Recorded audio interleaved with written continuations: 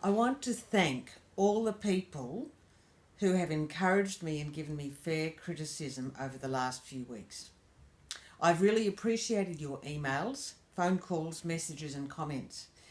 In the last few months, I've been helping several victims of abuse get safe from serious abuse. And at the same time, I've been criticised by various people on social media. I've taken time out to reassess things. I have realised that I took on too much. I was trying to maintain a safety protocol at A Cry for Justice, particularly in regards to comment moderation, that isn't possible for one person to maintain. Something had to go. In my case, what went was comforting words to people who were feeling bruised. I know that I didn't always provide comforting words to victims. I've realised that I've sometimes come across as blunt, sharp, abrupt, curt, terse, brusque, discourteous, impolite and unmannerly. If I have hurt you by my manner, I am very sorry. I ask you to forgive me. I have also learned that there are times when I have to unsay or remove what I've said just to make the person comfortable, even if the reason they are upset is because of a misunderstanding. I was always the team member who was most dedicated to carefully editing the tricky comments to protect the commenter's safety. I have a slew of unanswered emails from victims in my inbox. If you have asked me a question by email and I haven't answered you, I ask your forgiveness. You might find answers to your questions if you scour the A Cry for Justice website, cryingoutforjustice.blog. Each of us has our own way of speaking and learning. I know my way of speaking has offended some people, and I'm sorry. My character defects are some of it for sure, and I'm working on that with the help of others. I also think some of the offence has arisen because of cultural differences. Up until now, all the other team members at A Cry for Justice have been Americans, and most of our readers are Americans. Aussies have a different manner from Americans, and the meanings of words and phrases can be different too. Many times I've been astounded when I've been told how a particular word or turn of speech is understood by Americans. Cultural differences like that can easily give rise to misunderstandings, and if none of the parties realise there has been a misunderstanding, offence can easily be taken. This works both ways. People from other English-speaking countries have probably been offended by things I've said that would not be offensive to an Aussie, and I've probably felt offence at things people from other countries have said, not realising that their way of speaking is the norm within their culture. I am learning how to mitigate such misunderstandings. I'm open to your tips about the cultural differences, but please don't write them on the A Cry for Justice Facebook page or use the Messenger platform. Please give me your tips by submitting a comment at the Cry for Justice website. I'd like to review the history, goals and policies of the A Cry for Justice website.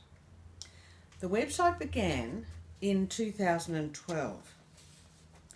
Jeff Crippen had no previous experience with blogging, but Anna Wood, a domestic abuse victim he had been interacting with, had a bit of experience in blogging, and she urged him to start a blog. So, together, they set up the A Cry for Justice website. Some months prior to that, Jeff had emailed me requesting permission to quote some of my book in his forthcoming book, A Cry for Justice. I asked Jeff to send me a sample chapter of his book. I read it and gave him some feedback. He told me later that he'd incorporated most of my suggestions into the final manuscript. I was very happy to have helped him. I didn't want recognition. I just was glad to be able to help victims of abuse. I think I followed the A Cry for Justice website from almost when it began. I commented there and I sent emails to Jeff and Anna praising their work and offering suggestions for how the blog could be made even better. I was reluctant to muscle in. It was their blog, not mine. But eventually I emailed them to say that I was feeling I could help with running the blog. They each said they had been feeling like inviting me onto the team. So they mutually agreed to take me on as a co-administrator. Shortly after that, Anna, of her own free will, resigned. Her only explanation was that the blog was not going in the direction that she had thought it would.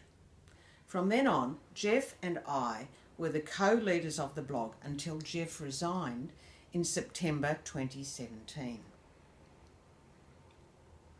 Some months after Anna resigned, I flew to the USA to visit with Jeff. We jointly decided on the wording for the mission statement of A Cry for Justice, awakening the evangelical church to domestic violence and abuse in its midst. While Jeff and I worked together at the A Cry for Justice website, we unapologetically talked about the dark, entangled things to do with abuse. Many followers of A Cry for Justice shared detailed stories of having been abused, and we published many testimonies of abuse, but we never glorified the evil things that abusers do. Some of our readers were uncomfortable when we talked about the evil things that abusers do. They urged us to focus on things that are pure and lovely and not talk so much about the things that are horrific and disgusting. But the Bible tells us to expose the works of darkness, even when the abominable works that evildoers do in secret are shameful to name. Ephesians chapter 5 says, "Accept that which is pleasing to the Lord, and have no fellowship with the unfruitful works of darkness, but rather rebuke them. For it is shameful even to name those things that are done by them in secret. But all things, when they are rebuked by the light, are manifest.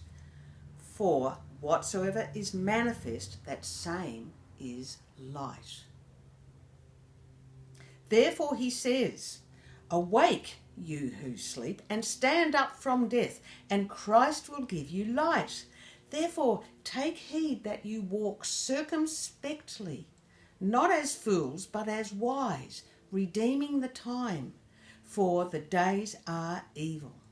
Therefore be not unwise, but understand what the will of the Lord is."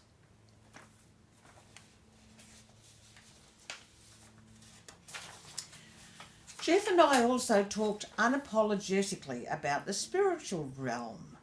The spiritual realm includes good things. The Bible has stories of miraculous healing and supernatural deliverance, and we've heard similar from some of our readers.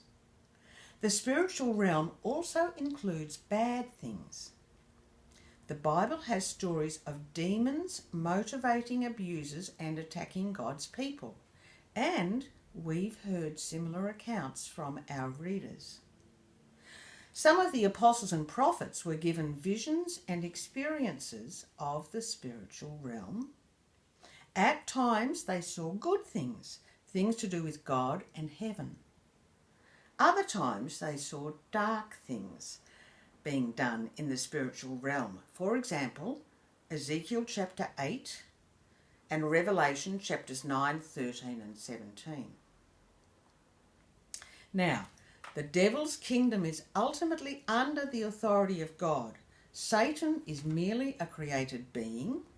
Lucifer is a fallen angel, but God is eternal, and he has ultimate authority over the cosmos, the entire spiritual realm, and the final outcome.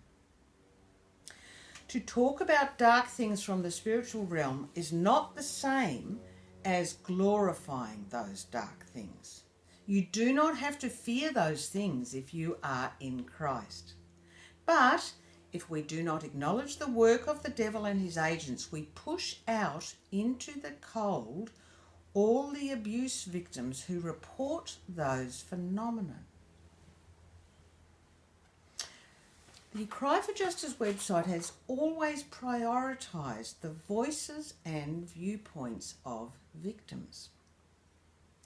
Since the Bible tells us that the devil is crafty, devious, and intent on doing evil, it would be dangerous for anyone to say, abuse is limited to the types of abuse I recognise because I or my loved ones have experienced those things, or because they were talked about in a seminar I went to or a book I've read.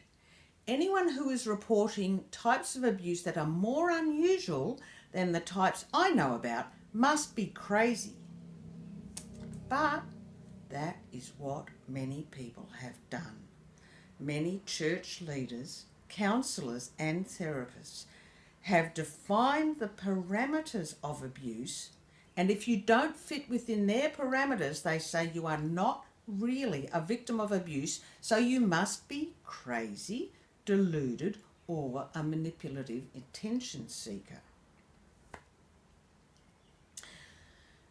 In my 6 years at A Cry for Justice, I have heard some accounts of extreme abuse from people who follow or comment at the website. I use the term extreme abuse to cover things like organised networks that exploit children for evil purposes, demonic supernatural assaults on a victim's mind, body or spirit. I have heard some of these accounts privately from our readers, and a few commenters at our website and our Facebook page have hinted at it.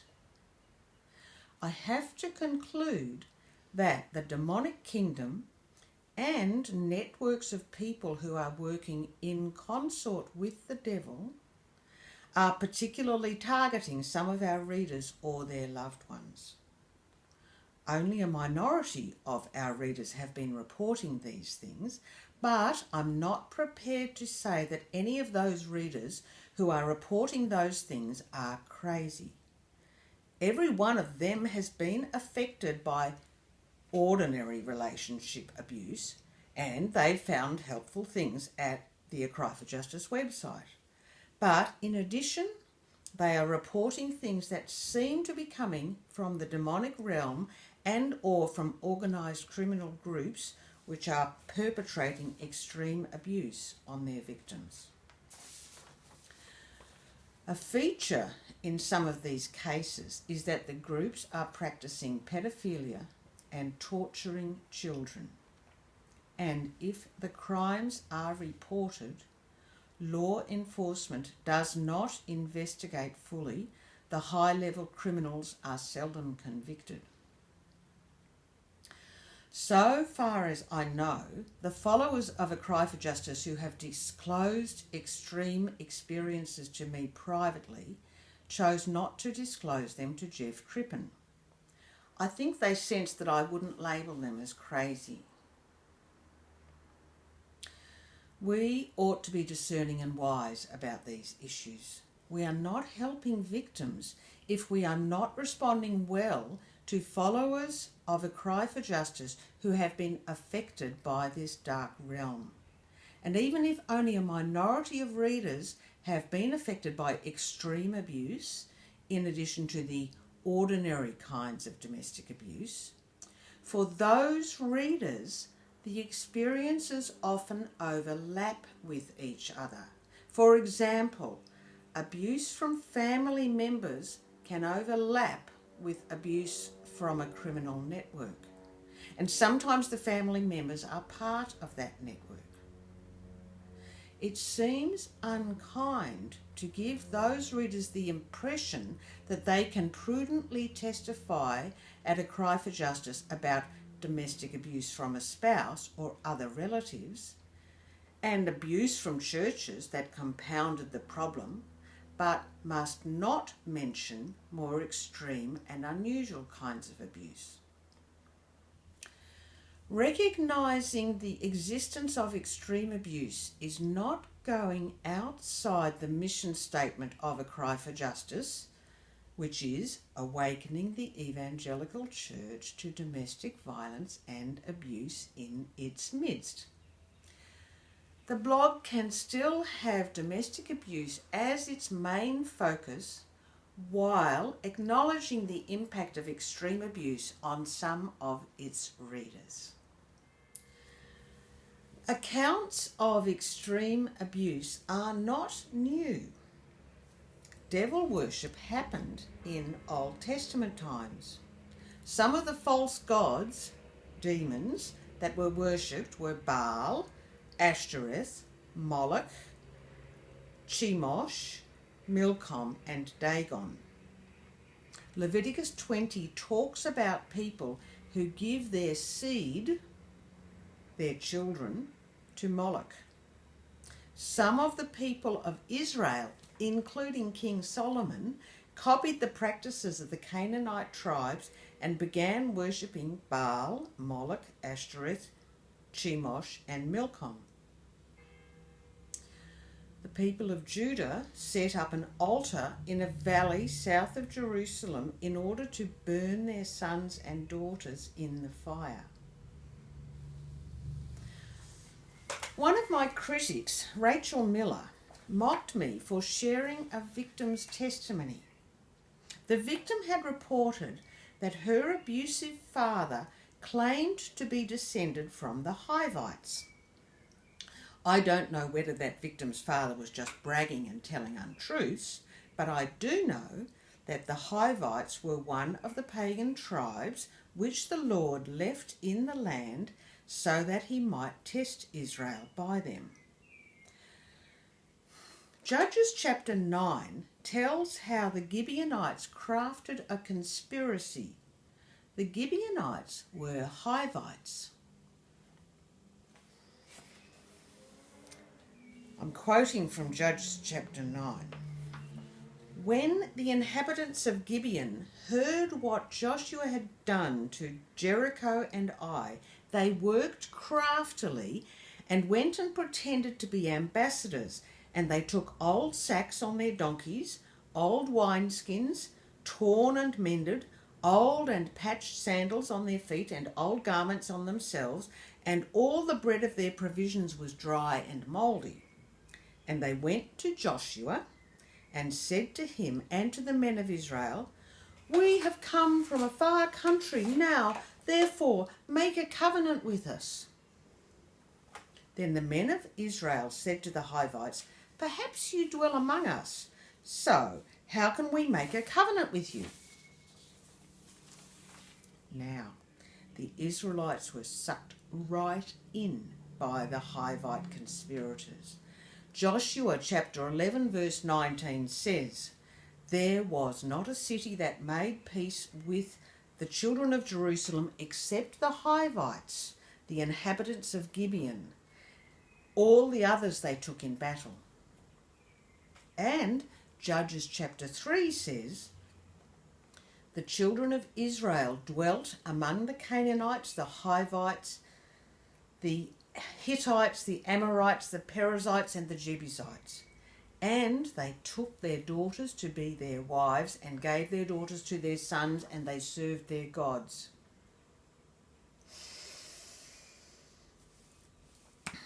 Dark spiritual phenomena are mentioned in the New Testament as well.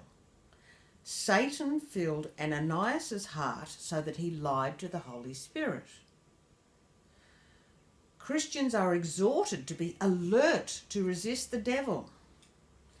Revelation talks about Satan's seat and the synagogue of Satan, or the congregation of Satan.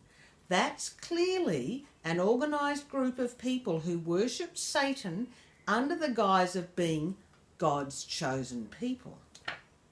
So, why do people assume that devil worship would not be practiced today, even by people who have successfully passed themselves off as Christians and gained great respect in the visible church. Verse 11 of 2 Corinthians chapter 2 says, "Lest Satan should take advantage of us, for we are not ignorant of his devices." We ought not encourage a mindset in the church where Christians are ignorant of Satan's devices. Christians who have closed their minds to the possibility of conspiracies could easily be naive and ignorant of Satan's devices, and they will not be of much help to those who are being oppressed by Satan's devices. As Rebecca Davis has said, a conspiracy is not a loony notion that a mysterious they is out to get us. A conspiracy is a secret agreement, either with or without words, agreed upon by two or more people to carry out acts illegal and or immoral for the purpose of retaining or amassing money, power, pleasure, and or influence. Anyone who knowingly participates in the conspiracy, even if they don't amass money or power, for example, participating out of fear or taking advantage of a prostituted child, is also complicit in the conspiracy.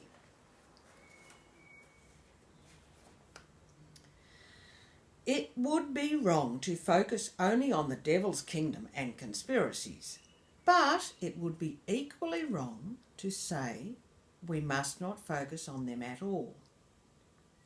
The prophet Jeremiah talked about conspiracies. I'm going to quote from Jeremiah chapter 5. "For wicked men live among my people. They watch like hunters lying in wait. They set a trap. They catch men. Like a cage full of birds, their houses are full of deceit. Therefore they have grown powerful and rich. They have become fat and sleek. They have also excelled in evil matters. They have not taken up cases such as the case of the fatherless, so they might prosper, and they have not defended the rights of the needy. Should I not punish them for these things? This is the Lord's declaration. Should I not avenge myself on such a nation as this? An appalling and horrible thing has taken place in the land.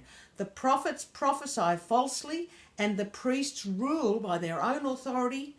My people love it like this, but what will you do in the end?" Now I'd like to talk about systemic abuse. We know that abuse involves a pattern of control, covert or overt control, and an entrenched mindset of entitlement. We also know that abuse can be systemic. For example, the secular legal system can systemically abuse certain classes of people.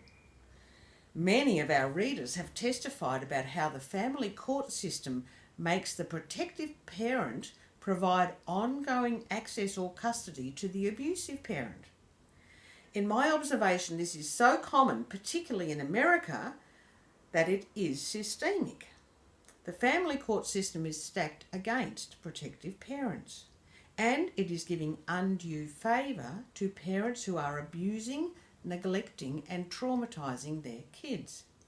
Because this is systemic in family law, it could be called a conspiracy against children and their protective parents. So why is it so hard to open our minds to the possibilities that other conspiracies might be going on as well? A whole denomination can systemically abuse people, most often women and children, and it can be systemic because of denominational rules, structures and doctrines. Now I need to tell you something else. Way before I joined A Cry for Justice, I was aware that there are organised groups, dark spiritual cults, which conspire together to do immense harm to the victims they target. I learned this about 25 years ago when I supported a survivor of one of those groups.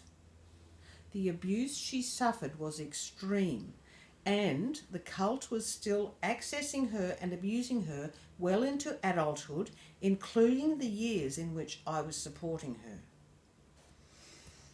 And I need to give a trigger warning for what I'm going to say next. This may be upsetting. Survivors of child sexual abuse should be particularly cautious, and it is recommended that ritual abuse survivors listen or read this material with a support person at hand. The cult that abused my friend practiced organised child exploitation and torture.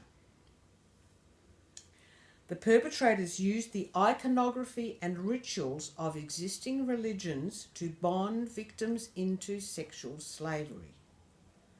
My friend told me that some of the cult members held important positions in society: clergy, doctors, lawyers, law enforcement officers, politicians, people who worked in government departments. My friend also told me that the group which abused her was connected with similar groups around the world. My experience in helping my friend was the first time I'd heard about ritual abuse. For those who want to learn more about ritual abuse, I've given a reference at the bottom of this post to a document titled Ritual Abuse and Torture in Australia. So, all the time I've been writing at A Cry for Justice, I have known about those groups and what they do to their victims. That knowledge did not make me lose focus on helping domestic abuse victims who follow A Cry for Justice, nor did it make me unbalanced, so I over-focused on dark things from the spiritual realm. Now I'd like to talk about what happened recently. About 3 months ago, in early August, a long-time follower of A Cry for Justice alerted Jeff Crippen and me to Fiona Barnett's public testimony about having endured extreme abuse from an organised group. Fiona's testimony deals with severe child abuse, child sex trafficking, torture, mind control, and ritual abuse, similar to what my friend had disclosed to me 25 years ago. Jeff Crippen did not believe Fiona's testimony. He immediately decided she was crazy. I assessed Fiona's testimony, read many of her articles, watched her documentary, and many of her interviews. I got the impression she was not crazy and her testimony was believable. So, from August the 14th, I shared a few of Fiona's things on my personal social media accounts. And I began reading more testimonies from people who say they were abused as children in highly organised Luciferian cults and were sex trafficked and subjected to torture-based mind control programming. I also looked at reports and research evidence that would corroborate the testimony of victims about techniques the perpetrators have developed to control their victims. Jeff Crippen emailed me on the 1st of September insisting that I stop sharing Fiona Barnett's material at my personal Facebook account. In addition, he demanded that I publicly renounce on Facebook my endorsement of Fiona. I told Jeff I would not renounce my endorsement of Fiona because that would require me to violate my conscience. Jeff had written at A Cry for Justice about the liberty of the Christian conscience, so it seemed very strange to me that he was ordering me to violate my conscience. Then, on the 19th of September, Jeff ordered me to stop sharing material about extreme abuse anywhere online. It was hard for me to tell whether he was moving the goalposts or whether he had just lacked clarity in his email on the 1st of September. The next day, Jeff began publicly denigrating me for the approach I'd taken in giving voice to survivors of extreme abuse. On 20th of September, he rebuked me at the A Cry for Justice Facebook page, and on the 22nd of September, he denounced me at his blogs.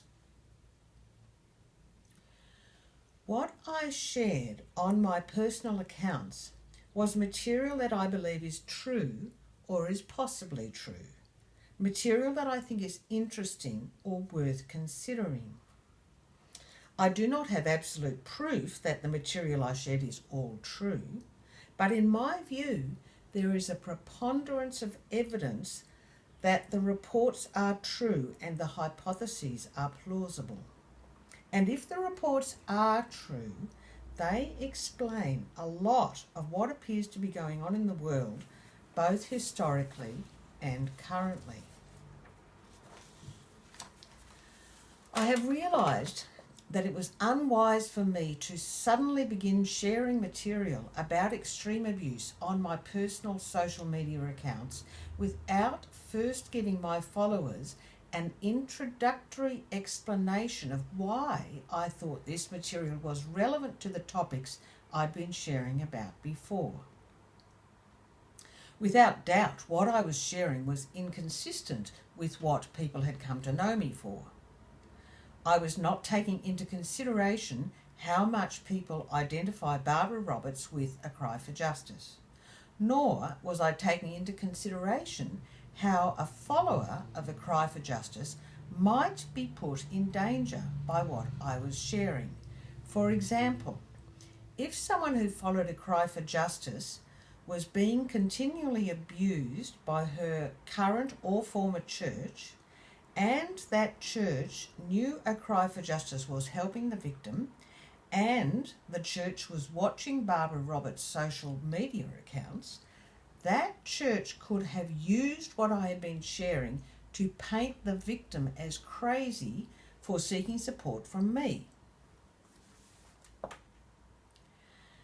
It needs to be noted that my personal social media accounts express my personal interests and views, just like Jeff Crippen's personal accounts represent his personal interests and views. Some followers of A Cry for Justice may not like the political views which Jeff expresses on his Facebook page or Twitter. I would never order Jeff to publicly renounce the political views he expresses on his personal accounts. Yet, he ordered me what to do on my personal accounts.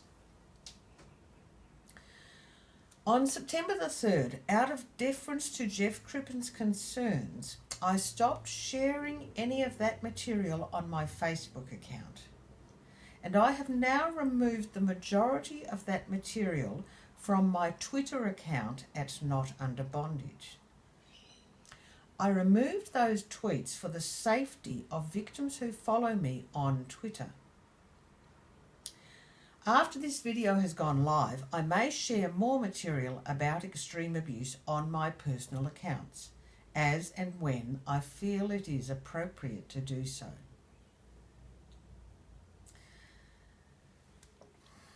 Jeff Crippen has given us a lot of insight into the mentality and tactics of evil and evildoers. I can't speak on behalf of all followers of A Cry for Justice, but I think that most of us have been enormously encouraged and empowered by things Jeff has written. While he was co-leading A Cry for Justice with me, Jeff wrote articles about the demonic influence in abuse. So it is hard for me to understand why he can't or won't take on board the idea that some people have suffered extreme abuse from the dark spiritual realm, and some people have been extremely abused by criminal groups that are actively involved in the occult. I believe that extreme abuse does happen. I'm not believing every account of extreme abuse. I'm taking care to assess whether a person is claiming to have inside knowledge of extreme abuse in order to spread misinformation or to re-entrap victims. I'm watching, I'm cautious, but I believe many of the accounts of extreme abuse are genuine.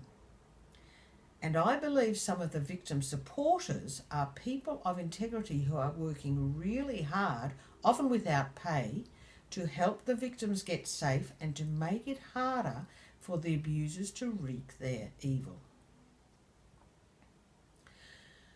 Please understand that Jeff's resignation in September last year, 2017, had nothing to do with Jeff and I having a difference of opinion on satanic ritual abuse and other conspiracies. My clash with Jeff over those things only began in August this year, 2018. I also want to say that before Jeff resigned, he didn't ask me to hand the ownership of the blog to him. If Jeff had asked me back then, I would have given the blog ownership to him. At that time, I had no inkling that Jeff might have wanted to dismiss me from the blog. If I had handed the ownership back to him, he could then have dismissed me from the blog if he chose to. I would have grieved and moved on. But he chose to resign. In retrospect, I think some of the problem between Jeff and I was the different temperaments we have, and some of it was our different views of the goals of the blog, what we wanted the blog to be. I always wanted A Cry for Justice to be not only a place of education, but a community of mutual support.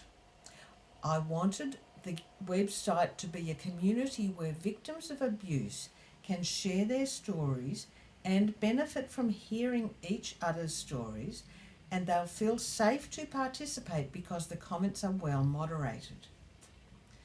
While Jeff and I were co-leaders, we mutually agreed on a policy for not allowing a free-for-all for people to recommend resources unless the item was already listed on our resources page.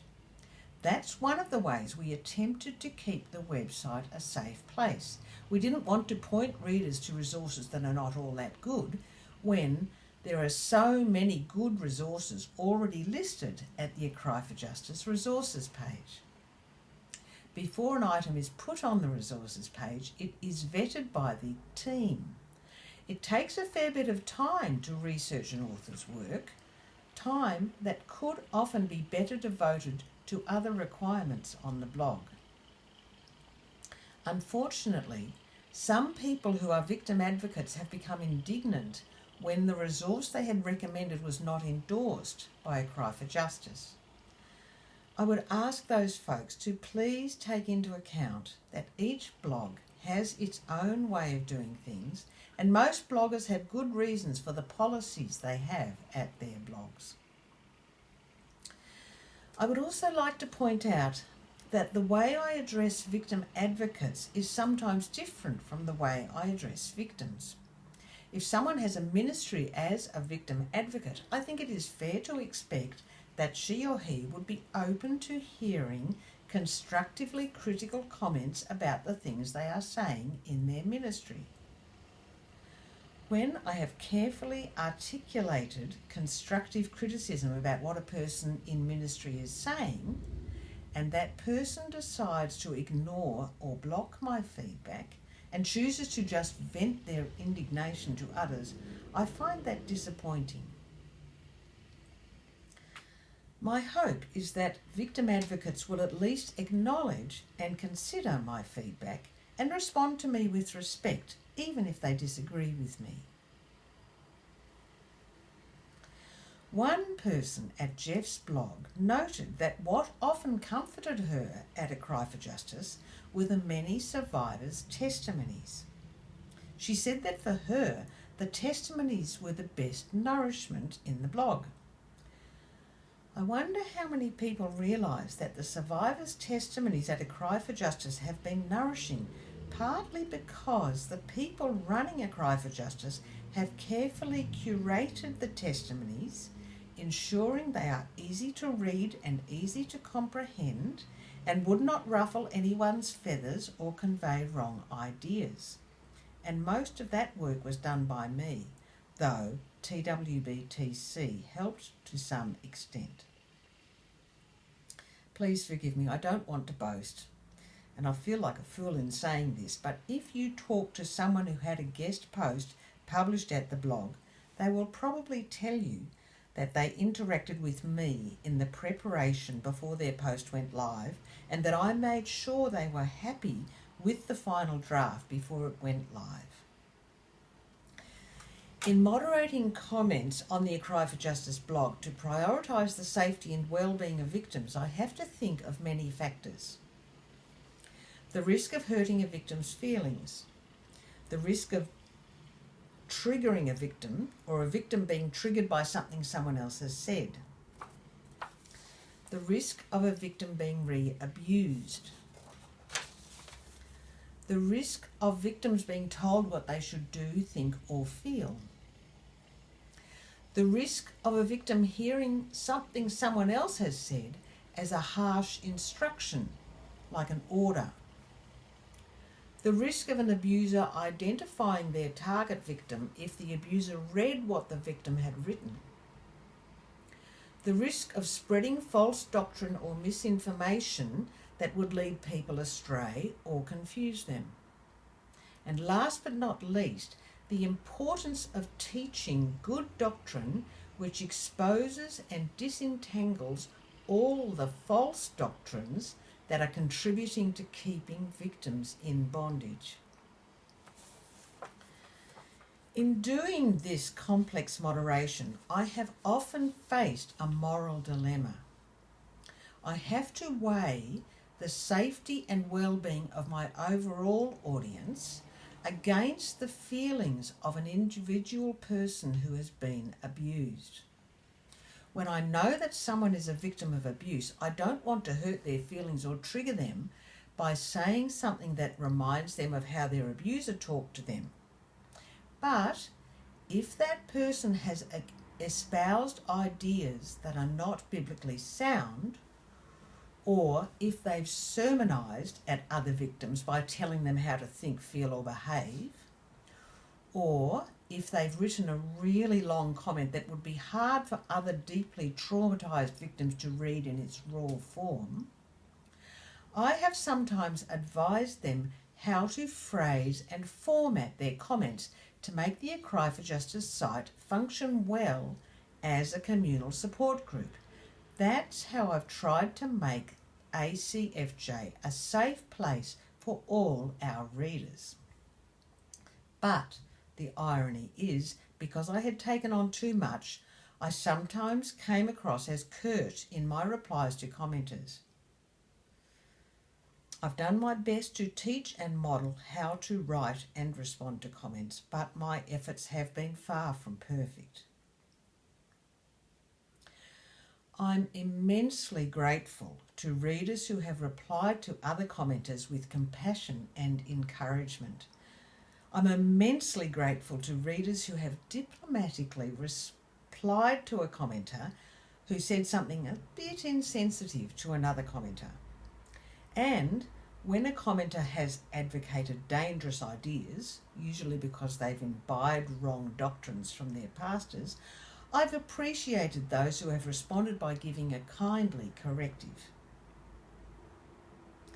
But some readers of A Cry for Justice have been sitting on the sidelines, watching and noticing when I fell short because I was tired and was simply unable to write a sensitive reply to a reader. And when they felt I'd fallen short, they judged me, and some of them went and badmouthed me to others in the survivor community. I've been supporting and interacting with hundreds of survivors of abuse. I do this voluntarily, Many of those victims have several different IDs in the way they have interacted with me. They may use several different email addresses, several different screen names when they comment at the blog, a different name when they comment at Facebook, not to mention how some of them have several different WordPress IDs to try to keep safe from the cyber stalking of their abusers. I have kept some records to help me remember who is who, but my brain is overloaded and my records are imperfect. I have a plan in place for sharing my workload. I will be announcing that plan in the next few days, so stay tuned. When Jeff and I were co-leading the Cry for Justice site and TWBTC was assisting, we mutually agreed on a protocol for moderating comments. Jeff was very okay with us banning and blocking commenters where necessary. It's also important to note that the Facebook platform is even more difficult to manage than the blog. Facebook does not give us many options to guard our readers' safety and well-being. When people comment at our Facebook page, we have only 3 options. We can let a comment stand, which means everyone can read it, or we can hide the comment, which means only the commenter and their friends can read it, or we can ban the commenter from our Facebook page. What is more, Facebook is set up and configured to give people the impression that they have the right to free speech, and they can easily disregard the responses other people make to their speech. That's the way Facebook is constructed. Facebook is reaping all our data and making money from advertisers while giving each of us the feeling that we have a giant megaphone to blast out our thoughts and feelings, and we can easily stop our ears when we don't want to hear what other people are saying back to us. The time differences around the world also affect communal discussion. Americans can light a bushfire and I will only see it hours later when I wake up. By that time the bushfire has spread and it's hard to bring reasonableness to the discussion because it's got so heated. And when I try, some people perceive me as being dictatorial for trying to calm things down. Facebook has catered to our self-centeredness, our biases, our prejudices, and now almost everybody is seeing Facebook as the way to communicate. Very few people are willing to engage in deep conversation or thinking which might challenge them or make them feel uncomfortable. While Jeff and I were co-leaders, a lady messaged us saying she was setting up a closed group on Facebook to discuss domestic abuse, and she asked our advice about how to do this. Jeff replied to her saying, "I have not had any experience with closed groups on Facebook. One thing for sure though, you need to moderate comments if you allow readers to comment and don't publish the nasty ones.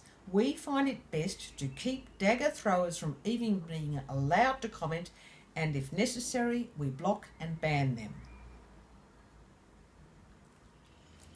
While he co-led a Cry for Justice with me, Jeff told me more than once that he wanted us to drop the Facebook page, but I was reluctant to drop Facebook because it helps abuse victims find the blog. Now I want to bring up another question. Is it power-hungry and controlling to hide or block comments? Let us picture someone called Jessie. I've chosen that name because it can be male or female. Jessie is a Christian who has a presence on the web. Jessie writes a blog, has a Facebook identity and a Twitter identity. Now, what if Jessie tells you who to listen to and who not to listen to? Or Jessie does not publish your comment at his website. Or Jessie hides the comment that you made at her Facebook page. Or Jessie bans you from his Facebook page. If Jessie does any of those things, can we conclude that Jessie is a power-hungry person who wants to control you? Not necessarily. What could be the reason why Jessie is not letting people spread their views at his social media platforms? Could Jessie have some good reasons for not letting everyone express their views on his website or her Facebook page? If there are no conceivable good reasons for Jessie behaving that way, then Jessie is just a selfish controller and powermonger. But if Jessie has good reasons for curating what readers see at his or her social media and website, then Jessie isn't trying to hold power in an ungodly way. Rather, Jessie is trying to take care of the overall well-being and safety of all the people who are benefiting from Jessie's work. This is where you and I need to exercise discernment. We can assess Jessie's track record. Has Jessie stood up for victims of abuse? Has Jessie toed some party line in the Christian world and avoided telling the whole truth in order to stay in favour with important people? Has Jessie done a lot of hard work, often without much kudos or reward, to help victims of abuse and oppression? Perhaps Jessie mouths good rhetoric, but how much has Jessie self-sacrificially done to protect the safety and well-being of real-life abuse victims who are being crushed at the coalface?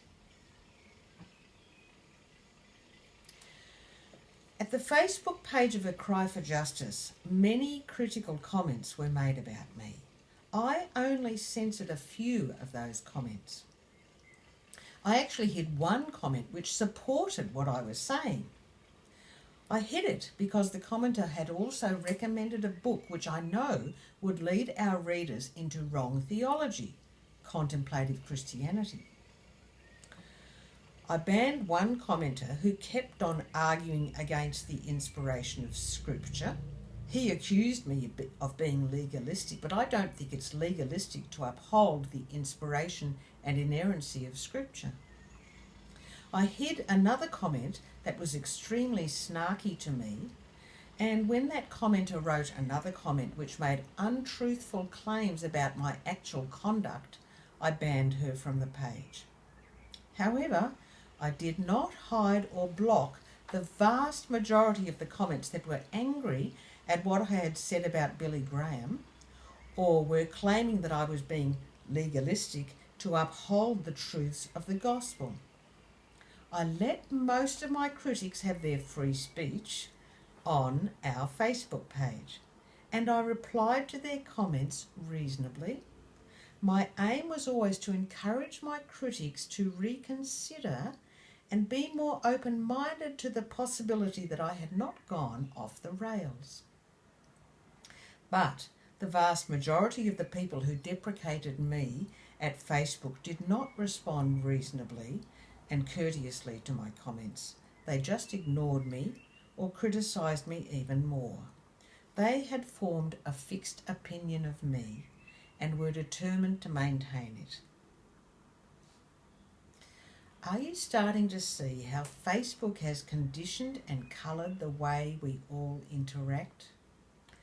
Do you see how hard it is to have reasoned and respectful interaction when almost everyone just defaults to Facebook as the place to interact and comment and discuss things?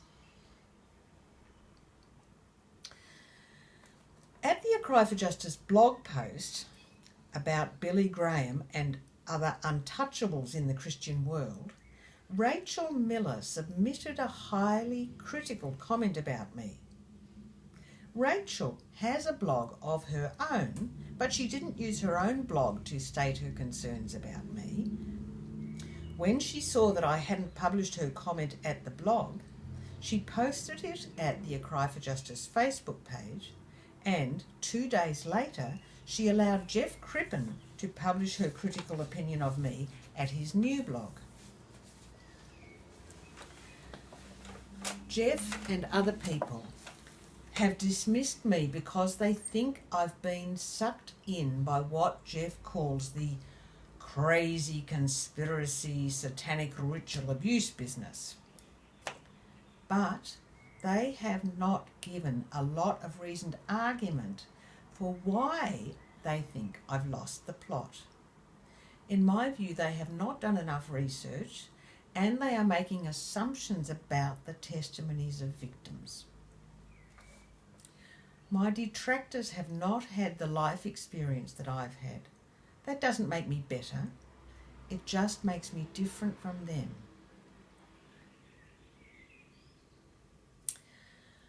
I invite you to compare how much I've allowed free speech at A Cry for Justice with how much Jeff Crippen has allowed free speech at his blogs and his personal social media accounts. I'm not the only one who is censoring comments. Jeff is censoring some comments that are submitted to his blogs. Several people, including myself, have submitted comments to his blog Unholy Charade that he hasn't published. Jeff is curating what people see at his blogs. Many bloggers do this. It's a mistake to think that I'm the only blogger who curates what people see at their blog. Furthermore, Jeff is not running a public Facebook page in conjunction with his blogs, so he's not opening himself up for the free-for-all on a public Facebook page where people can make knee-jerk, drive-by digs at anyone they want to criticise.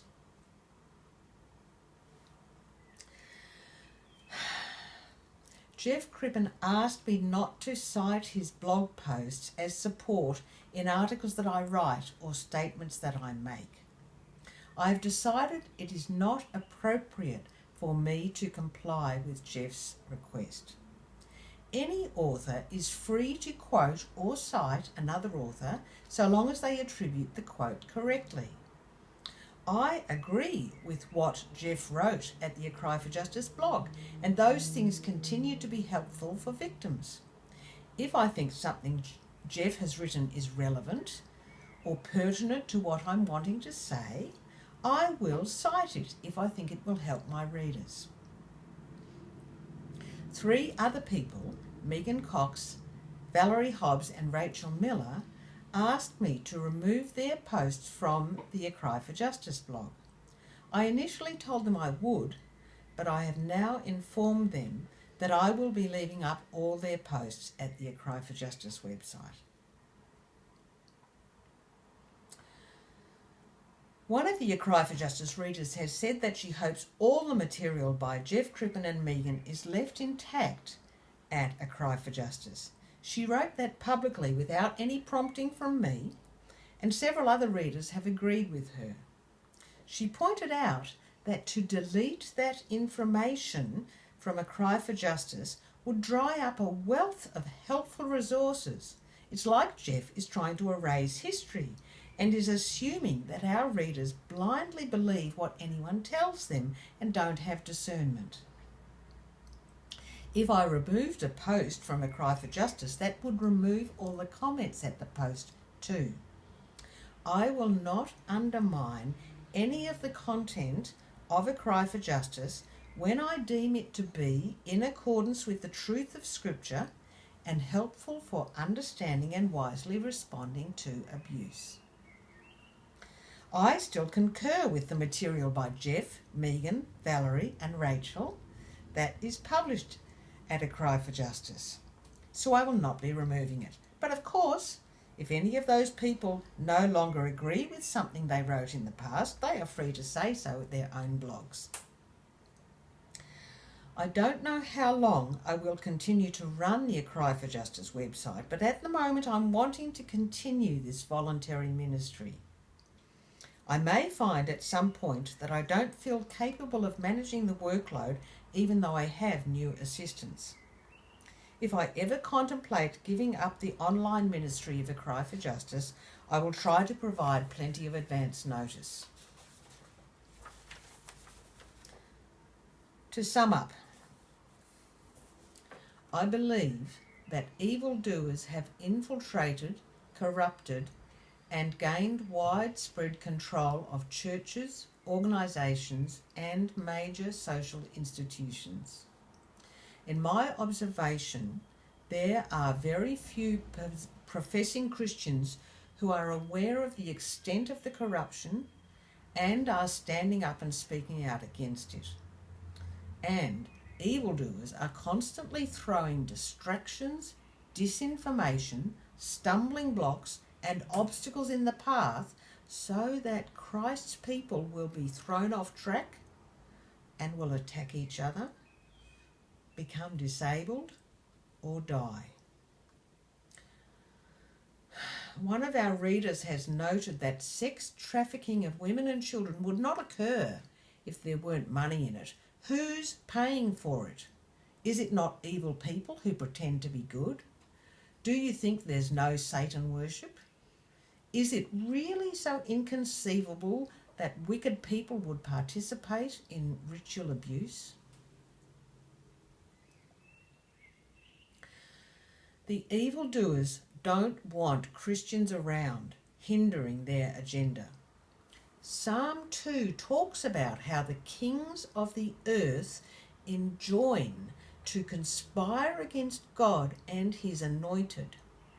As I read the following passage from Psalm 2, think about the kings of the earth as political leaders, religious leaders, and powerful people in the health system, the legal system, mass media, and entertainment. Why do the heathen so furiously rage together? And why do the people imagine a vain thing? The kings of the earth stand up and the rulers take counsel together against the Lord and his anointed.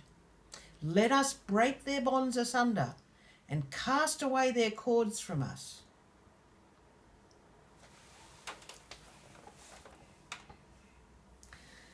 And the Gospel of John talks about this as well. This is the verdict. Light has come into the world, but people loved darkness instead of light because their deeds were evil. Everyone who does evil hates the light and will not come into the light for fear that their deeds will be exposed. But whoever lives by the truth comes into the light, so that it may be seen plainly that what they have done has been done in the sight of God. If you know Jesus Christ, you can take comfort in the Bible's assurance that God wins in the end. God will take vengeance against the ungodly. His word is true and trustworthy. He has promised that every soul whose name is written in the Lamb's Book of Life will be saved. The Lamb is Jesus. Jesus is fully God and fully man, fully divine and fully human, the only human without sin. He is the light of the world, the door, the way, the truth and the life. He is the good shepherd. He knows every one of his sheep and calls them by name. And he goes to great lengths to rescue every one of his sheep from the briars.